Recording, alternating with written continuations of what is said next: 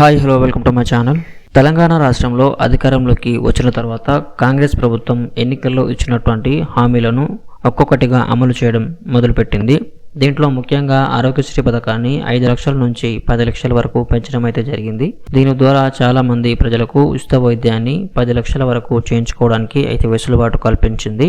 Ration card approval, Aarogyasri approval ఇచ్చిన ప్రతి ఒక్క హాస్పిటల్స్లో ఈ 10 లక్షల వరకు ఉచిత వైద్యాన్ని అయితే పొందవచ్చు. ఇప్పుడు దానికి యాడింగ్గా కొత్త పథకాన్ని అయితే అమలు చేయడానికి సన్నాహాలు చేస్తోంది. దాని గురించి కేబినెట్ సమావేశంలో చర్చించి నిర్ణయం తీసుకుంటామని సీఎం రేవంత్ రెడ్డి, ఆరోగ్య శాఖ మంత్రి అయితే తెలిపారు.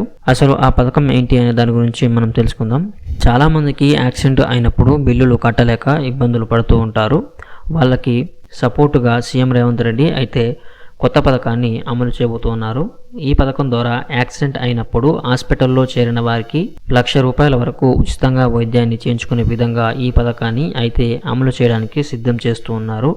ప్రస్తుతం ఈ పథకానికి సంబంధించి విధి విధానాలు రూపొందిస్తున్నామని ఆరోగ్య శాఖ మంత్రి అయితే తెలిపారు. అనుకోకుండా ప్రమాదాలు జరిగిన సమయంలో ప్రైవేట్ ఆసుపత్రికి వెళ్లి లక్షల్లో బిల్లులు కట్టలేక సాధారణ ప్రజలు ఎన్నో ఇబ్బందులకు గురవుతున్నారు. అయితే అలాంటి వారందరికీ రిలీఫ్ ఇచ్చేలా ఈ కొత్త పథకాన్ని రూపొందించాలని ప్రభుత్వం భావిస్తోందట.